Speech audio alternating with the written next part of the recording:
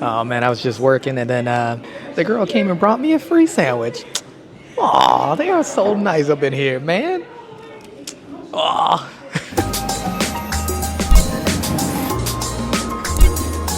On the first day of the year, Dudley Pippin came to live in the city. He said to his mother, Nobody knows me. I don't have a friend. Hey, bye guys. Thank you so much. I'm not going to you. Bye, see you. while Dudley saw the girl next door.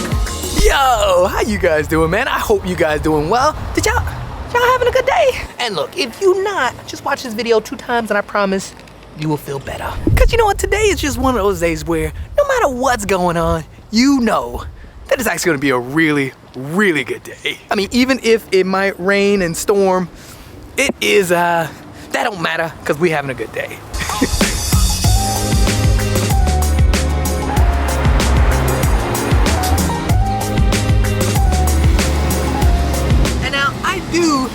I do need to get to work, but I want to tell you guys about a conversation I just had with a friend of mine because this like blew my mind when I realized it. But yeah, I was talking to a friend that's back in America. She lives in Atlanta and she was telling me about she's having a really rough time. And she's like, just tell me how she's behind on bills. She has so much debt and she does not know what to do. You know how you talk to people or your friends and everything that they're saying, you're kind of like, you kind of know the answer to because you're on the outside looking in, but they can't see it. You're sitting there talking on the phone with them and you pointing out the problems as well as the solution, and they still will not understand and they will not get it or do anything about it. But legit, talking with this friend and just listening to her talk about all these things made me realize that we all have the answers to all of our problems. So now while I was talking to my friend, I think one of the saddest parts about it all was that it sounded like she was looking for easy ways out. Like all the answers can be found in like in a shortcut. Like meaning like she would say that she goes to church every day, or what if she's actually looking for inspirational quotes and she's hugging the block on Instagram looking at motivational speeches. And now listen, don't get it twisted. I ain't a hater. My hood never let me be a hater. There's nothing wrong with going to church, praying, or looking for motivation online or on Instagram, whatever. There is nothing wrong with those things. The problem for me is that she's not seeing the real problem and she's not even taking accountability for these problems. Instead, she's looking for solutions externally when she has the solutions right in front of her. Again, for the most part, she, like everybody else, knows the answer to the problem. Sergio back there, look at him.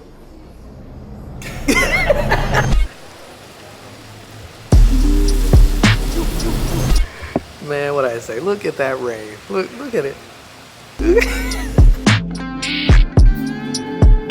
Got me obsessed. You getting better with the times. Looking on your herbs, tasting like some fine wine. Ex broke your heart, you can hear that through her mind. Nick be calling, but you never mind. Cause you all mine. Pull up to my house late night, hit the brake lights and the shade right. I know what's up on your mind. Pour a couple shots, put the Henny in my cup. And a couple moments later, we'll be building up a twine. Something that's divine. Have to give it time, but I'm patient. Alright, so now back when I was in college, like the very early stages of college, I remember I was driving in my 300ZX, 1990 300ZX, like a boss. And I was heading to one of my classes when I got in a turning lane a little too early. I mean, like my back left wheel hit the double yellow line. So as it opened up like this, my back left tire just went right over the double yellow. And as I get in this turning lane, I see the popo, like he was sitting right there just chilling. I didn't think I did anything wrong, but he pulled me over, put on the lights, and pulled your boy Sky Money over. And this was like, it was one of the cases of like, look, I don't make excuses, but it was definitely racial profiling. So I get pulled over and he tells me right away what I did wrong, which was my back left tire hit the double yellow line. Sorry, I was trying to make sure I didn't get hit by a bike. And I'm sitting there like, wait, really? Like, that's why you pulled me over out of all the things going on? He pulled me over. It's not even that I like got all of my wheels over the W. It was the back left rear going over the double yellow, and he pulled me over, gave me a ticket for it, for crossing a no passing zone or something like that, because it was double yellow. And he was basically saying that, yeah, it looks like you just got into the turning lane a little too early. And I was like, why would you give me a ticket for this?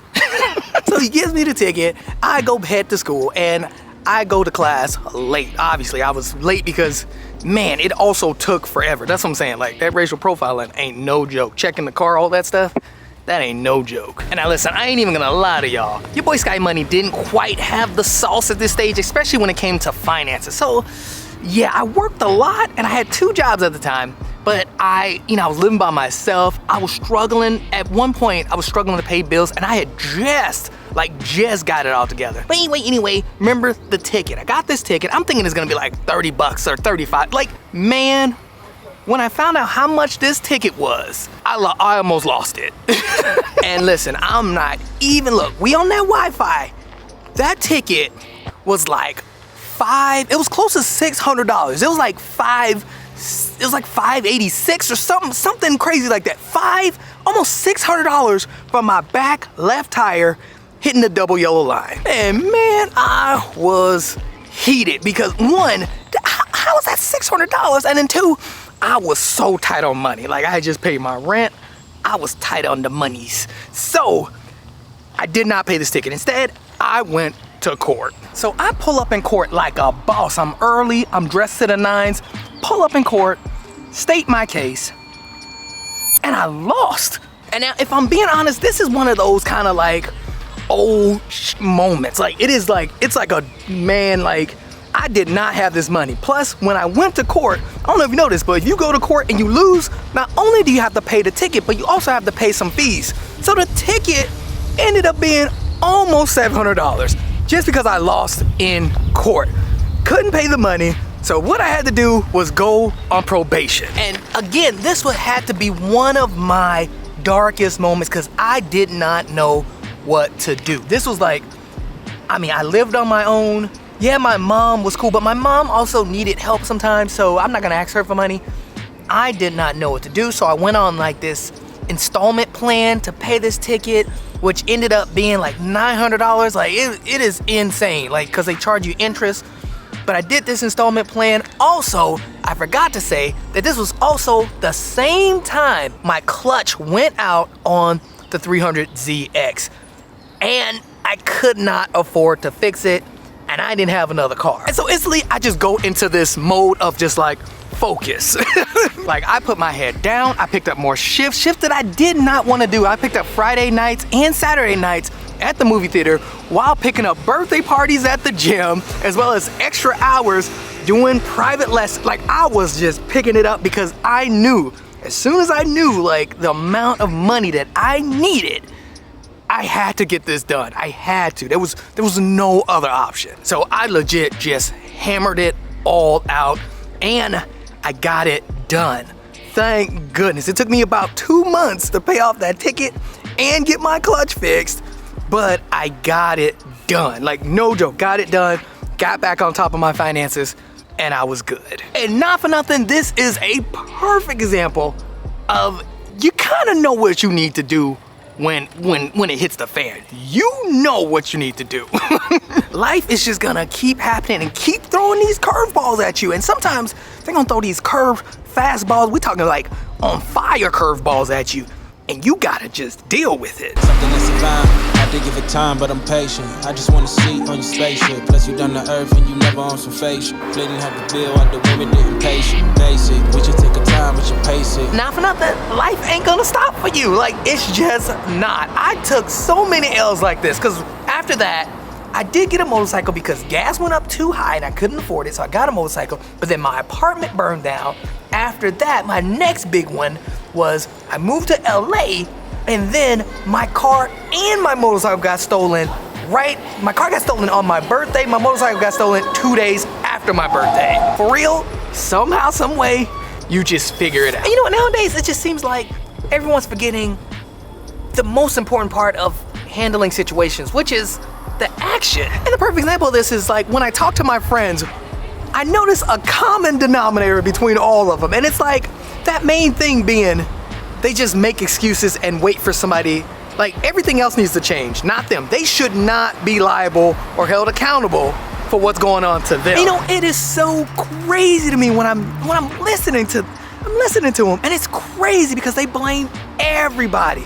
it's always something. They always have bad luck, or it's, you know, it's not this, or, you know, the government that. And I'm just like, this is what people tell themselves to justify the state that they're in. The answer that you're looking for, you already know the answer to. It's just not the easy answer, and it's not the easy way to get what you gotta get.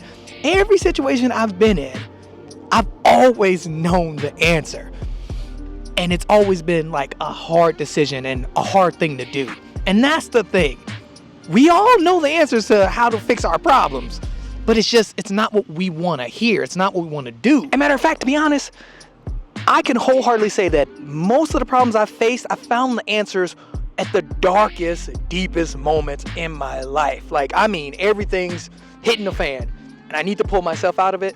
The answer is there. And then I basically use that answer to like level up for the next big hit. I'm preparing for the next big hit because life is always gonna happen. It's always gonna throw these fireballs at you. Like, I'm not even saying curveball. They're like curved fireballs. And I'm not even gonna lie, we just gotta be Super Saiyans up in this piece. Like, I think as humans, we're like Saiyans in the sense of like, I mean, I hate to bring up a Dragon Ball Z reference, but look, hear me out. Because in Dragon Ball Z, to get stronger, they have to fight. And they get even stronger when they lose the fight. Like, when they like beat down about to die, they get even stronger.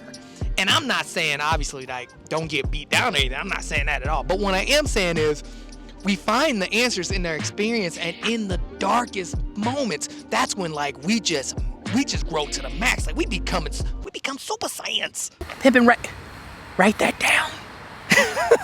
The more you know who you are and what you want, the less you let things upset you.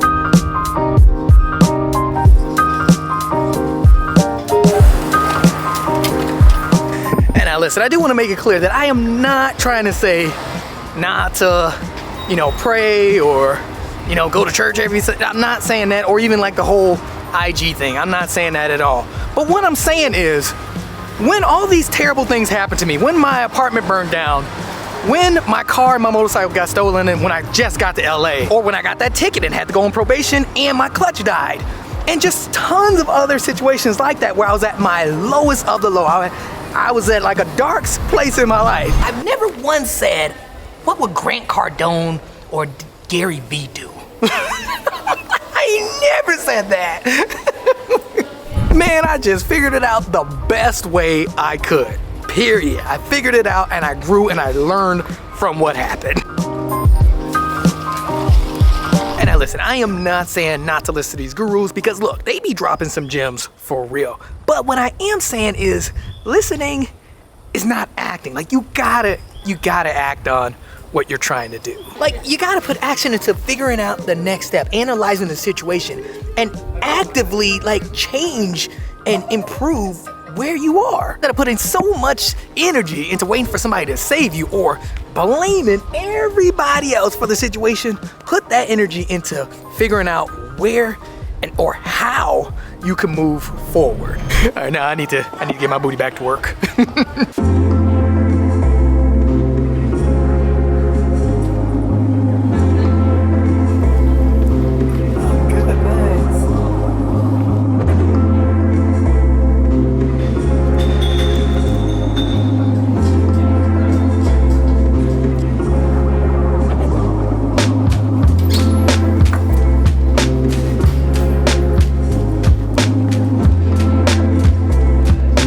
Okay, that was a pretty good day. Got a bunch of work done. Meeting was okay. I had to host a meeting today. It's not my day to host a meeting, but they needed somebody, and I was like, all right, I'll pull up.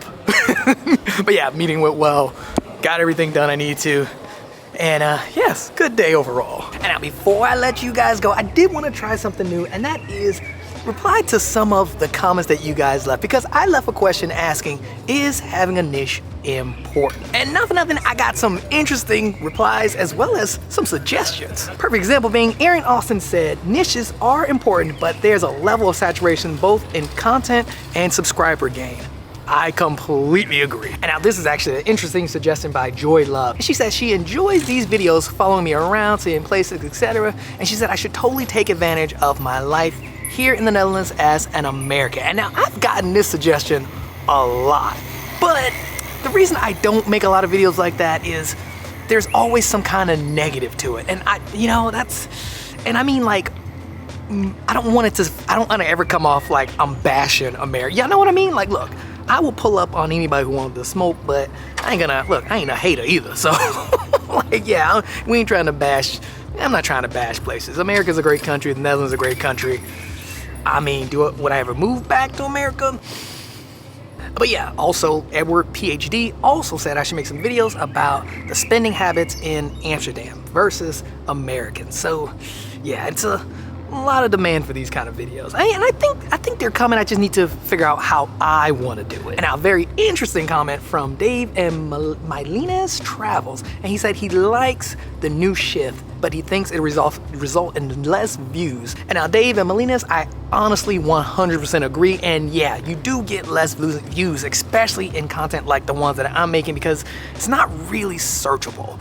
But the more you grow, I think the views will come. I'll be honest, I'm not really concerned about the views right now. Like, I'm just keeping it real. And I think the last comment I'm gonna go ahead and go through is from Scott's Reviews. And I know this guy. If you don't know this guy, check his channel out. He does a lot of great reviews. But Scott Reviews says, sorry, I missed the drip check. And you know, I told him that I actually want to keep doing the drip check. I just want to figure out how to make it a permanent segment in the series. Meaning, like, maybe I tried drip check Wednesdays, and I think I might keep that in, but just as a segment, if that makes sense. Not just the entire video, but as a segment of the video. So yeah, that is something that I am considering. But yeah, I think I'm about to head home. I need to stop and grab some bananas, because we had bananas and grapes. So I need to get some bananas, head home, put the kids to bed, and yeah, edit this vlog. But anyways, as usual, thanks so much for watching. I hope you enjoyed it, because I enjoyed making it. Like, comment, and subscribe, and I will see you in the next one. For real, let me know what y'all think about them comment. Like, I'm thinking about doing like the comment section at the end. What y'all think about that? Let me know in the comments below. All right, I'm out.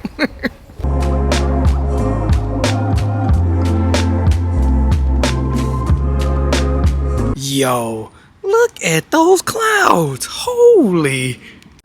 Man, y'all see those clouds? Whoa, it just got dark quick.